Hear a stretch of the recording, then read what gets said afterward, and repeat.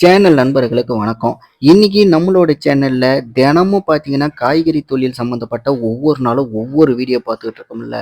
அதே மாரி தான் இப்ப நீங்க வீடியோல பார்க்கறதும் காய்கறி தொழில் மாரியே அத விட ஒரு படி அதிகமாவே லாபம் குடுக்கக்கூடிய ஒரு வித்தியாசமான தொழில் தான். இது பார்த்தீங்கன்னா, மரவள்ளி கிழங்கு பிசினஸ் தான். இதையும் நீங்க எங்க சேல் பண்றது, எப்படி சேல் பண்றது, எங்க வாங்குறது அப்படிங்கிறத எல்லாத்தையுமே தவிர்த்துட்டு இதில இருக்கிற அந்த பிசினஸ் வேல்யூ மட்டும் நீங்க பாருங்க. அதுக்கப்புறம் இது எங்க வாங்கலாம், எப்படி வாங்கலாம் அப்படிங்கிறத நல்லா பொறுமையா யோசிங்க. இல்ல உங்களுக்கு தெரியல அப்படின்னாலும், நம்மளோட சேனல்ல உங்களுக்கு தேவையான டீட்டெயில கேளுங்க. எனக்கு தெரிஞ்ச விஷயங்கள் கண்டிப்பா நான் உங்களுக்கு சொல்லி தரேன். ஏன்னா, என்னோட ஏரியால பார்த்தீங்கன்னா, மரவள்ளி கிழங்குங்கிறது ரொம்ப ரொம்ப அதிகமாகவே விளைச்சல் எடுக்குறாங்க. என்னோட ஏரியால மரவள்ளி கிழங்கு ஒரு டன்னே பார்த்தீங்கன்னா, வெறும் 15,000லேருந்து அதிகபட்சமா 22, 23 இல்லைன்னா ரொம்ப ரொம்ப ரேரா 25,000 போகும். மத்தபடி பார்த்தீங்கன்னா, 15,000லேருந்து ரூ. 20,000 அப்படிங்கிறது தான் ஆவரேஜான ரேட்டு. எங்க ஏரியால ஒரு டன் இவ்வளோ தான் போகுது. இந்த ஒரு டன் வாங்குறது மூலியமா நமக்கு கிட்டத்தட்ட 1000 கிலோ கிடைக்குது. ஒரு வாரத்துக்கு இந்த 1000 கிலோ வச்சு நம்ம பிசினஸ் பண்றது மூலியமா, ஒரே வாரத்துல உங்களுக்கு குறைந்தபட்சம் 30,000த்திலிருந்து அதிகபட்சமா உங்களோட பிசினஸ் ஸ்ட்ராட்டஜி நல்லா இருந்துச்சு அப்படின்னா, ஒரே வாரத்துல நீங்க 50,000 வரைக்கும் கூட லாபத்தை எடுக்க முடியும். இது எப்புட்றா சாத்தியம்னு கேட்குறீங்களா? இதுல இன்னொரு மிக முக்கியமான, ரொம்பவும் ஆபத்தான ஒரு விஷயமும் கூட இருக்கு. ஏன்னா, இந்த ஒரு விஷயம் நான் ஆரம்பத்துல சொன்ன மாரி, ஒரு வாரம் வச்சு இத பிசினஸ் பண்ண முடியுமான்னு கேட்டா, அதுவும் கொஞ்சம் கஷ்டம் தான். ஆனா, இத 2, 3 நாள்லயே வாங்குன விலை ஒரு ரூ. 15,000 குடுத்து ஒரு டன்னு வாங்குறீங்க அப்படின்னா, ஒரு 2, 3 நாள்ல கைமாத்தி விட்டாலும் சரி, நீங்க ரீட்டெயில்ல வித்தாலும் சரி, இல்ல ஹோல்சேல்ல வித்தாலும் சரி, எப்படி வித்தாலும் 15,000க்கு அப்படியே நீங்க 30,000 விக்க முடியும். எப்படி பார்த்தாலும் 2 நாள்ல 15,000 இல்லைன்னா 3 நாள்ல 15,000 அப்படிங்கும்போது, உங்களுக்கு எவ்வளோ பெரிய லாபம். நீங்க ஜஸ்ட் கைமாத்தி விடுறதுல கூட அந்த 15,000 ரொம்ப சுலபமா ஒரே நாள்ல 2 நாள்ல சம்பாரிக்க முடியும். அந்த அளவுக்கு பார்த்தீங்கன்னா, இதுக்கும் மிகப்பெரிய அளவுல பிசினஸ் வேல்யூ இருக்கு. இது பார்த்தீங்கன்னா, மார்க்கெட் விலையில ஒரு கிலோவே கிட்டத்தட்ட 35லிருந்து அதிகபட்சமா ரூ. 50 வரைக்கும் கூட போகுது. ஏரியாவ பொறுத்து விலை மாறும். அதனால நான் சொல்றத வச்சு என்னோட ஏரியால இவ்வளோதான் போகுதுன்னு யாருமே நினைக்காதீங்க. ஒவ்வொரு ஏரியாவுக்குமே விலை மாறுது. ஆனா, இது எல்லாத்தையுமே நீங்க ஹோல்சேலா வாங்குறீங்க அப்படின்னா, ஒரு டன் என்கிட்ட ஸ்டாக் இருக்கு. இது எங்க போய் விக்கிறது? எனக்கு ஐடியா இல்ல. இல்ல நான் ஒரு டன் வாங்கலான்னு இருக்கேன். இது எங்க போய் விக்கிறது அப்படின்னு சொல்லிட்டு கேட்டீங்கன்னா, இப்ப நீங்க வீடியோல பார்க்கிறதே கூட பார்த்தீங்கன்னா, ஒரு லோடு அப்படியே ஒரு தனி நபர் வாங்கிட்டு வந்தாரு. ஒண்ணுமே பண்ணல. ஒரு மார்க்கெட் ஏரியால நின்னாரு. காலையில 4 மணியிலிருந்து தொழில் ஆரம்பிக்கிறாரு அந்த மார்க்கெட்ல. கிட்டத்தட்ட ஒரு 10 மணி அப்படிங்கிற அந்த ரேஞ்சிலேயே பார்த்தீங்கன்னா, இந்த ஒரு லோடு அப்படிங்கிறது மொத்தமாவே முடிஞ்சிருது. அப்பன்னா பார்த்துக்கங்க, ஒரு ரூ. 15,000 போட்டு, இல்ல ஒரு ரூ. 20,000 போட்டு ஒரு டன் வாங்கிட்டு வந்திருக்காரு அப்படின்னா, இதுல அவருக்கு கிடைக்கிற லாபம் அப்படிங்கிறது எப்படி பார்த்தாலும் பாதிக்கு பாதி வெறும் 4 மணி நேரத்துல, 5 மணி நேரத்திலேயே சம்பாதிக்கிறாரு.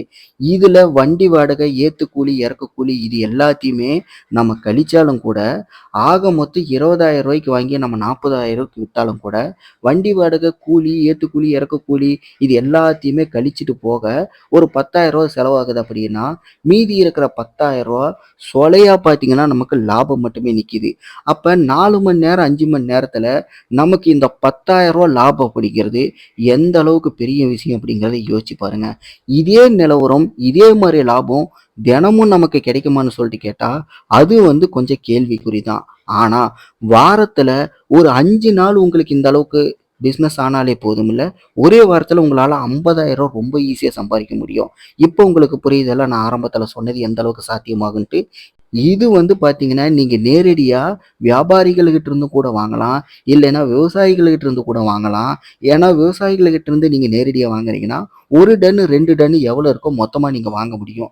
வாங்கிட்டு வண்டி வாடகை இது எல்லாமே ஓன் ரிஸ்க்ல நீங்க எடுத்துட்டு உங்க ஏரியால பக்கத்துல எது பெரிய மார்க்கெட் இருக்குன்னு நினைக்கிறீங்களோ, அங்க போயிட்டு இத நீங்க கிலோ கணக்குல லூஸ்ல விக்க ஆரம்பிச்சாலே, கண்டிப்பா நான் ஆரம்பத்துல சொன்ன மாரி 4 மணி நேரம், 5 மணி நேரங்கிறது எக்ஸ்ட்ரா ஒரு 1 மணி நேரம், 2 மணி நேரம் அதிகமானாலும் கூட, உங்களுக்கு இந்த ஒரு லோடு அப்படிங்கிறது எவ்வளோ கொண்டு போனாலும் மொத்தமா நீங்க சேல் பண்றதுக்கு வாய்ப்பு இருக்கு.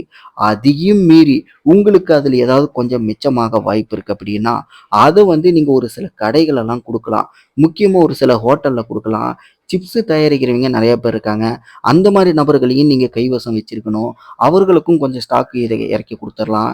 ஆக மொத்தம் உங்களுடைய ஸ்டாக்கு எப்படி பார்த்தாலும் ஒருத்தர மட்டுமே நம்பி இல்லாத மாரி, இன்னும் சைடுல 2, 3 பேருகிட்ட பிசினஸ் பண்ற மாரி, இதெல்லாம் பார்த்தீங்கன்னா பேரலலா மாத்தி யோசி அப்படிங்கிற பிளான் தான். மற்றவர்களுகிட்டயும் இத குடுத்து, எதுவுமே தினமும் கொண்டு வர ஸ்டாக்கு மிச்சமாகாத அளவுக்கு உங்களால தெளிவான ஒரு பிசினஸ் பண்ண முடியும். ஆக மொத்தம் இது நம்மளோட சேனல் நண்பர்கள், நம்மளோட நெறைய வீடியோக்கள்ல கேட்ட பதில் தான். ஏதாவது 1, 2 பொருள் மட்டுமே வச்சு, அத வித்து எனக்கு லாபம் கிடைக்கிற அளவுக்கு ஒரு நல்ல பிசினஸ சொல்லுங்க. ஒரு நல்ல பொருளா சொல்லுங்க அப்படிங்கிற மாரி கேட்கறாங்கல்ல. அந்த மாரி நபர்களுக்கு இதெல்லாம் பார்த்தீங்கன்னா, ரொம்ப ரொம்ப ஏத்த ஒரு பெட்டரான ஒரு ஐடியான்னு தான் சொல்லுவேன். இன்னொரு முக்கியமான விஷயம் என்ன அப்படின்னா, இத நீங்க மார்க்கெட்ல மட்டும் தான் கொண்டுட்டு போய் விக்கணும் அப்படிங்கிறதும் கிடையாது. இத நீங்க ஒவ்வொரு கிராமத்துல இருக்கீங்கன்னா, ஒவ்வொரு கிராமத்துக்கும் கொண்டுட்டு போய் சேல் பண்ண முடியும். இல்ல நீங்க ஒரு சிட்டி அப்படிங்கிற இடத்துல இருக்கீங்க அப்படின்னா, ஏதாவது மக்கள் நடமாட்டம் அதிகமா இருக்கிற இடத்துக்கு போயிட்டு, நீங்க ஒரு ரூ. 45க்கு விக்க வேண்டிய இந்த ஒரு பொருள, நீங்க கிலோ ரூ. 40 மட்டுமே அப்படின்னு சொல்லிட்டு போட்டாலும் கூட, பாதிக்கு பாதி உங்களுக்கு அங்கேயே கூட சேல் ஆகறதுக்கு வாய்ப்பு இருக்கு. விக்கிறதுக்கெல்லாம் பல ஐடியாக்கள், பல இடங்கள் இருக்குங்க. ஆனா, கௌரவ குறைச்சலா நம்ம எதையுமே நினைக்காம, எதையுமே கீழ்த்தரமா நினைக்காம, இறங்கி வேலை செஞ்சோம் அப்படின்னா, எந்த அளவுக்கு அந்த தொழிலுக்கு நம்ம மரியாதை குடுத்து, அந்த தொழில ரொம்ப புடிச்சு போய் பண்றோமோ, அந்த அளவுக்கு அது நமக்கு திருப்பி மிகப்பெரிய லாபத்த மரியாதையா குடுக்கும். இதுதான் பார்த்தீங்கன்னா, தொழில் மரியாதை அப்படிங்கிறது. இத மட்டும் மைண்ட்ல வச்சுக்கிட்டு, வேற எதையுமே கண்டுக்காம, ஏதாவது ஒரு பொருள், சாதாரண ஒரு பொருள்னு நீங்க நினைக்கிறது கூட, நீங்க எதிர்பார்க்கிறத விட மிகப்பெரிய அளவுல லாபத்த உங்களுக்கு குடுக்கும். அந்த மாரி இருக்கக்கூடிய ஒரு முக்கியமான பொருள, இப்ப நீங்க வீடியோல பார்க்குற இந்த மரவள்ளி கிழங்கும் ரொம்ப ரொம்ப முக்கியமானது. ஏன்னா, நெறைய பேரு பார்த்தீங்கன்னா, மரவள்ளி கிழங்க தனியா பிசினஸ் பண்ணி பார்த்தே இருக்க மாட்டாங்க. ரொம்ப ரொம்ப ரேரா தான் பார்த்துருப்பாங்க. அப்படியும் இல்லையா, ஏதாவது ஒரு மார்க்கெட்ல எங்கேயாவது ஒரு டைம் போயிட்டு வரும்போது, வாங்கிட்டு வீட்ல சமையல் பண்றத தான் பார்த்துருப்பாங்க. மத்தபடி மரவள்ளி கிழங்க தனியா பிசினஸ் பண்ற மாரி யாருமே பார்த்துருக்க மாட்டாங்க. அந்த மாரி ரேரான ஒரு பொருள கொண்டு போய் மக்கள்கிட்ட சேர்க்கறது மூலியமா தான், நமக்குன்னு ஒரு தொழில், ஒரு போட்டி இல்லாத ஒரு யுனிக்கான ஒரு தொழிலா அது அமையும். அப்படிதான் பார்த்தீங்கன்னா, நெறையா கஸ்டமர்ஸ நம்ம கெயின் பண்ண முடியும். இப்படிதான் புதுசு புதுசா மக்கள் மத்தியில ரொம்ப ரேரா இதெல்லாம் இங்க போனா தான்ப்பா வாங்க முடியும் அப்படின்னு நினைக்கிறவங்களுக்கு மத்தியில, பரவாயில்லையே நம்ம கண்ணுக்கு முன்னாடியே நிக்குதே, நம்ம ஏரியாவுக்கு வந்திருக்கே, வந்துருச்சு 1 கிலோ வாங்கி தான் பார்ப்போமே, அப்படிங்கிற மாரி கூட யோசிச்சு வாங்குறதுக்கு நெறைய பேரு முயற்சி பண்ணுவாங்க. வாங்கவும் செய்வாங்க. கண்டிப்பா இது நடக்கும். இதெல்லாம் உங்களுக்கு சாத்தியம் ஆகுமா என்ன அப்படிங்கிறது, நீங்க ஒரு தொழில்ல இறங்கி பண்ணி பார்த்தா தான் தெரியும். என்ன பொறுத்தவரைக்கும் அனுபவம் தான் சிறந்த ஆசான்னு சொல்லுவேன். அதனால என்னதான் நீங்க வீடியோவ பார்த்தாலும் கூட, என்னதான் எனக்கு தெரிஞ்ச விஷயங்கள் நான் சொன்னாலும் கூட, உங்களுக்கு உங்களுடைய உள் மனசு என்ன சொல்லுது? இந்த தொழில் பண்ணலாமா? வேணாமா?